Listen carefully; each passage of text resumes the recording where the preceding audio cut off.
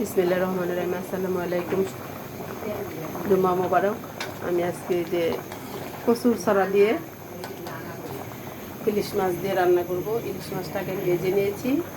কচু প্রথমে দিয়েছি আমি তেল, কচুর ছড়ি দিয়ে খুব ভালো করে ভেজে নিয়েছি। ভেজে নেওয়ার পরে দিয়েছি আমি পেঁয়াজ, এখানে দিয়েছি একটু রসুন বাটা, ধনিয়ার গুঁড়া, মরিচ, হলুদ।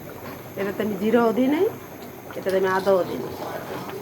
দিয়ে তারপরে যখন খুব ভালো করে ভেজে কষায় পানি দিছি, পানি দেওয়ার পরে আমি একটা টমেটো দিয়েছি। যে টমেটোটা আমি কেটে কেটে দিয়ে দিছি। এটা আমার প্রায় হয়ে আসছে। এই মনে করেন এটাতে একটু পানি বেশি রাখতে হয় না, যেটা খুব টেনে। এই যে এখন আমি মাছটি দিয়ে দিব, ইলিশ মাছটি।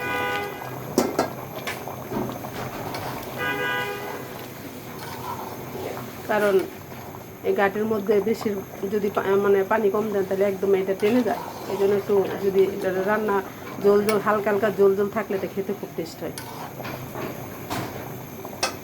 আসলে কি ভালো করে এটার মানে আমি তো খুব সুন্দর করে এটা বেজে নিয়েছি। এটা সবাই বেজে নেয় না, এটা বেজে নিয়ে খেয়ে দেখবেন কত সুস্বাদু হয়। এটা আঠা আঠা হয় না, একদম সারা সারা হয়। মানে যখন আপনি ভাতে মাখবেন তখন মনে করেন এই গাড়িটা দেখতে কত সুন্দর লাগবে। আর যদি আপনারা না ভাজেন না, এটা একদম আঠায় যাবে। আমি ভাজা নিয়ে দেখি এটা খুব আঠায় না। আমি একটা টমেটো দিয়েছি যেটা কালারটা সুন্দর আসে, এই জন্য আমি একটা টমেটো দিয়েছি, বেশি দিই নেই।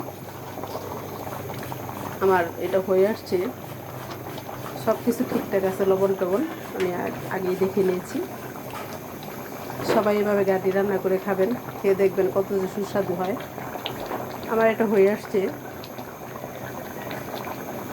আমাকে সবাই লাইক কমেন্ট করবেন, আমি যাতে আপনাদের সুন্দর সুন্দর বেশি বেশি রান্না দিতে পারি।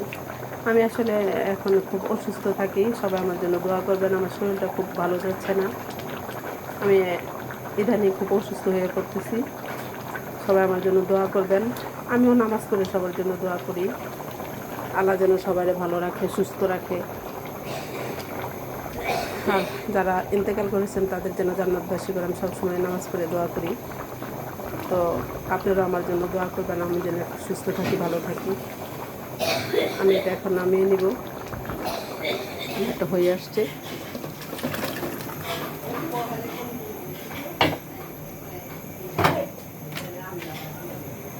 একটু দেখেন, এটা কিছুক্ষণ পরে একদম একটু টেনে যাবে।